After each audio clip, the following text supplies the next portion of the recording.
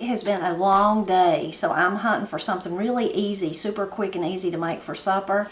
I decided I'm going to make pancakes. Sometimes we have pancakes for supper. I'm also going to have, over here I've kind of got my area lined up here. I've got some strawberries that we've been eating on but really need to be eat up, so I decapped them and I've got them washed and ready to go. We'll eat those with our pancakes. I've already made some bacon. I like to do my bacon in the oven, just seems easier to me. And I like to do it in there. And then I've got some eggs already whipped up. I like to have scrambled eggs with pancakes. That might be weird, but that's what I like.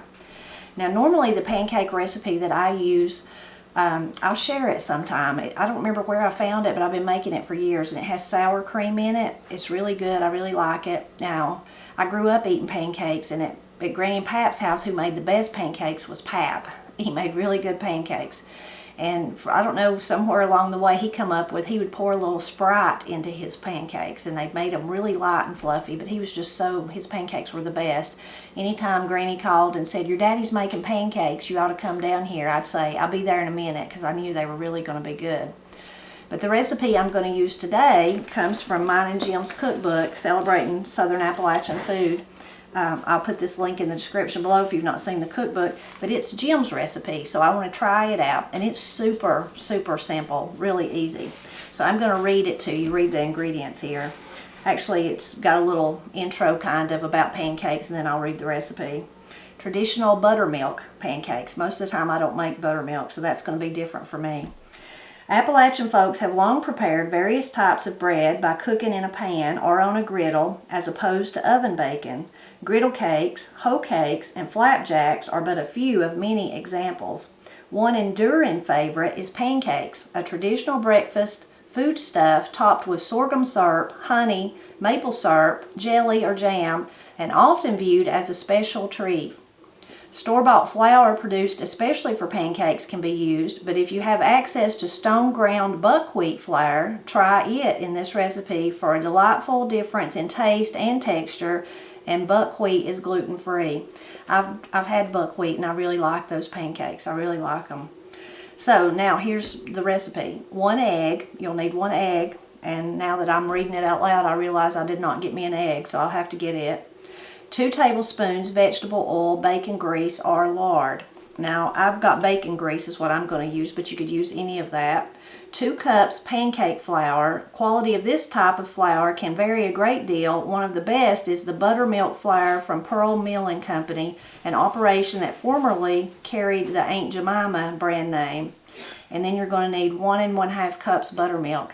Now, so that's just like a pancake mix. So I know there's others. There's Bisquick. That's actually what I've got. It's what I had on hand from when I was making sausage balls back at Christmas. So Bisquick, or whatever it is that you would like to make, but that's the one that he's suggesting.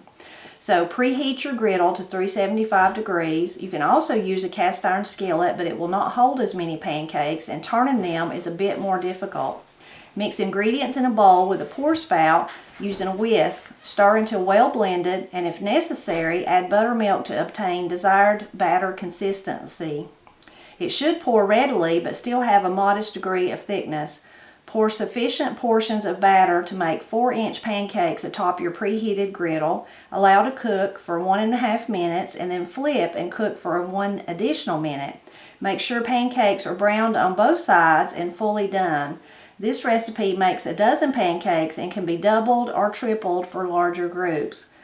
And then most of our recipes in the book, we have a little tips down at the bottom, so this is the tips. Pancakes warm over quite well in a microwave. You can add chocolate chips, blueberries, slices of banana, bits of peaches, pitted, and chopped cherries or other treats to your batter. Alternatively, to make sure these are evenly distributed, incorporate them into the top of each pancake before turning it. When serving, rather than topping pancakes with syrup, pour syrup into the bottom of a plate and place the pancakes atop it. I've never done that before. Not long ago, I think it was one of the weekends that I'd come home, one of the days I'd come home after staying with Granny in the hospital, Matt made me breakfast. He made pancakes and he put strawberries in them, and that was really, really good. I've had blueberry pancakes and chocolate chip chocolate chip pancakes, but those strawberry ones were the best Maybe it was just that I was so hungry after eating all the hospital food. Matt is a really good cook though, and they were just top notch. In fact, I thought about putting these strawberries in today, but I'm not going to do that. So now I need to get me an egg. And if you've ever made pancakes before, you'll know you can modify this slightly or whatever you need to do. I'm probably not going to put it in a pour container like Jim had, although I could. Let me see what I could find. See if I could. I forgot about my big Pyrex bowl, so I could do that. I think I'll just mix it up in there, and there I'll go. That'll be easier. Now when I had my mix in this bowl, if I can get it all in there without spilling it. Now, okay, now, so I can do it. I didn't even think about this one until I started talking. And I've got to get my egg. Okay, now I got my egg there. So I'm going to go ahead and mix it in, I think, first. There's no rhyme or reason, really. And then I'm going to go ahead and put my 2 tablespoons. My grease is hot. Lucky because I just made that bacon today. Usually I would just scoop it out and it would be solid, but bacon grease is pretty soft, so that would be okay too. Let me I can put that up there. Now I'm going to put my buttermilk in. Buttermilk smells really good. Matt loves to drink it. I don't really drink it. I like to cook with it sometimes, but I don't drink it much. But every time if I've got an upset stomach or something like that, Matt will tell me, go get a little bit of buttermilk and drink it. And it really does help. It really does. Okay, now I think we've got this mixed up good. Now as far as cooking them, lots of times, most of the time, always pretty much, I do it on top of the stove in a cast iron pan like Jim was saying. And I have 2 pans going at the same time. Sometimes I have 3 pans, use one of my little ones.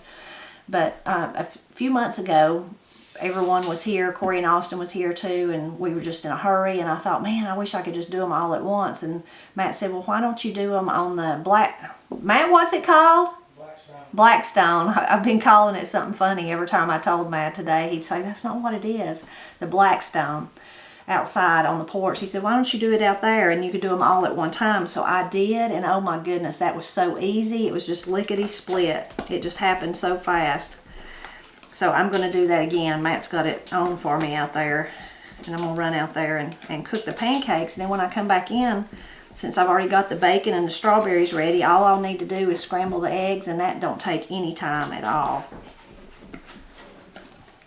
Better get me a plate to put them on and a spatula, and I'll be ready to go out. I forgot to say what I would grease my griddle with, or my pan, if I was cooking them inside. I'm going to use butter. That's what I always use. Boy, somehow I've managed to get buttermilk all over my apron. That's nice. Matt's putting the butter out for me. I did add a little bit more buttermilk just to make the batter where it would pour easier. You could adjust that as needed, or if it was too thin, you could certainly add some more of your mix or your pancake flour.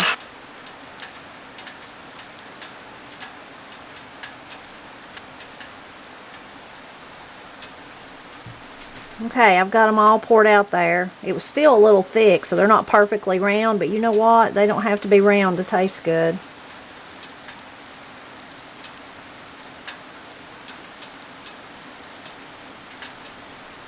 Depending on the size you make them, you may end up with, I can't remember now, I've already forgot since I come out here how many Jim said his recipe would make. So depending on the size that you make them, you may make more or less. I think I've made less than what he said.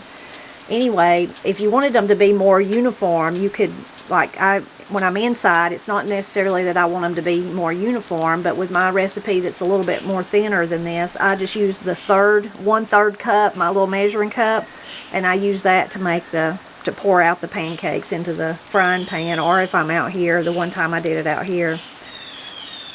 Now we just got to wait for them to cook a little bit, and we can flip them over. Okay, I think they're done. I think I can take them up and take them in, fix my eggs, and we'll be ready to eat.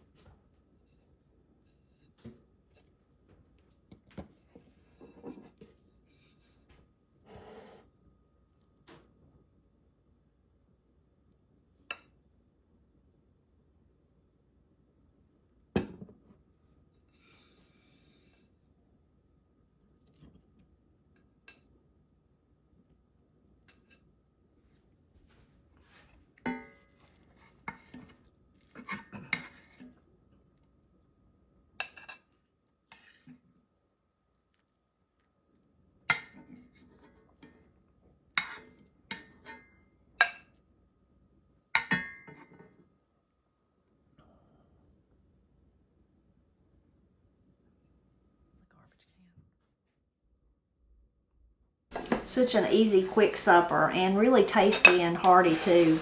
Really comfort food, I guess. Pancakes, and then the eggs. Eggs are just a staple of our life, always, but it has been since I was a child, since Matt was a child. You just can't never go wrong with eggs.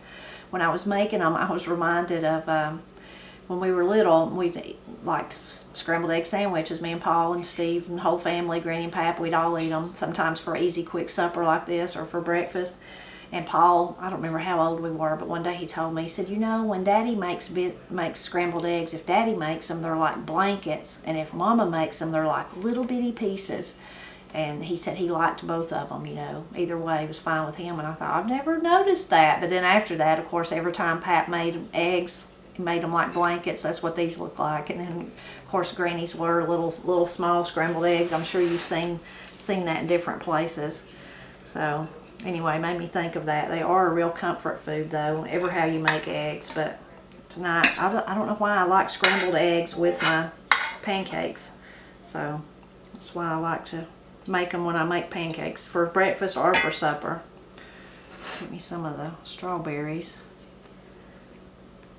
I thought about earlier in the day trying to make strawberry ice cream, but that never happened.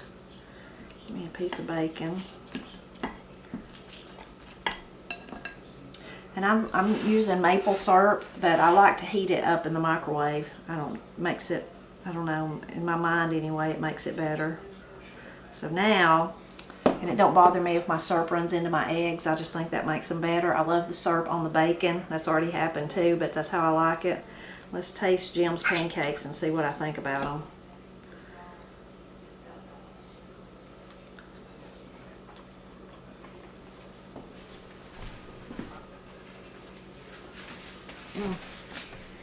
That hot syrup run down my lip. They're good. They're really good. And really easier than the ones that I make, because it's easier because you've already got that mix. But they're good. They're tasty. I like the addition of the buttermilk. I've never made buttermilk pancakes before, so this is a first for me.